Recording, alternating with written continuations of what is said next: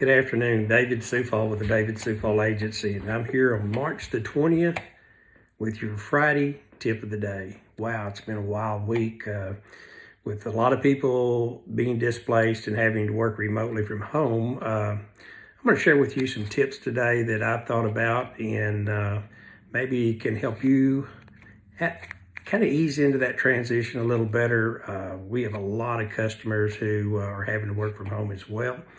We here at the office are working away from home for the most part, the employees.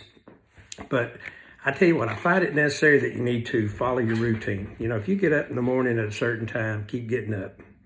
You know, if you fix breakfast, eat breakfast, exercise, go through a different routine, sit down, read the paper, do those things. Just, it becomes your normal routine, even though you're not going to the office, at home, so that when you get those daily chores done, hey, you're ready to go to work.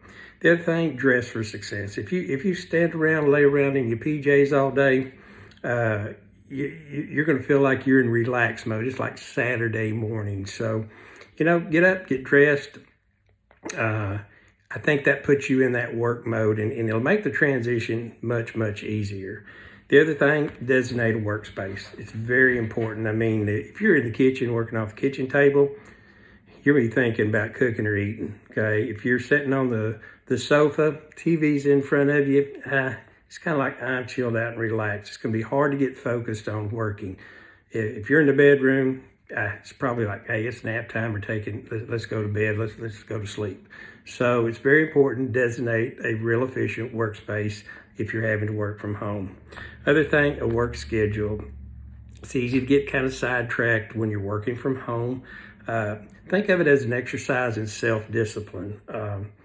You know, you actually have the freedom because you didn't have to drive to work, so you're probably 15, 20, 30 minutes.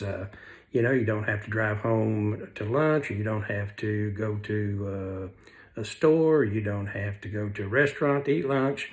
So use that extra time to do the things that you need to do. And if you manage your schedule through time management, actually working from home can be very, very productive, not only in your work life, but in your personal life. Take breaks. You know, you're at home, you're not driving to work, you're saving some time, so take those breaks. I mean, take a walk, you know, take the kids outside and play, refresh your mind, and then if you're managing your time, you'll get that work schedule done, okay? Start and end time, that's very important, because if you start veering away too much, you're going to get out of your work schedule routine. If you say, you know what, hey, I'm going to get up a little early and work while it's quiet, and then I'm going to have to take care of some other daily chores here because we got a lot of activities going on in the home, and then, hey, I might work a little later. So you do have the flexibility, so it's very important that you understand that when you're working from home. Also, make sure your workspace is comfortable. If it's not, you know, if you're on the kitchen table working and every afternoon or every time you eat, you have to move all that stuff around, it's going to be kind of a chore. So see if you can't find a designated place where it feels more like a work environment rather than, you know, just a day-to-day routine like a Saturday morning. Make sure you have what you need. If you need, call your employer and let them know, say, hey, I need this. But nowadays with internet access and remote ability with laptops and computers and so forth, it's made it very easy. But if you need something, make sure you let your employer know. The other thing, remove distractions, because, you know, you may have other people in the house. The whole family may be working from home. You got kids at home. So it's important that while you need that structure some time for those kids to do their same activities, whether it's their lesson plans or so forth. So it is a challenge. We'll work through it.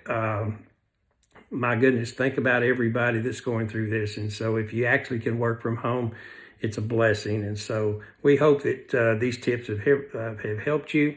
It's David Sufall of the David Sufall Agency, and that's our Friday tip of the day. Thanks, and have a great weekend.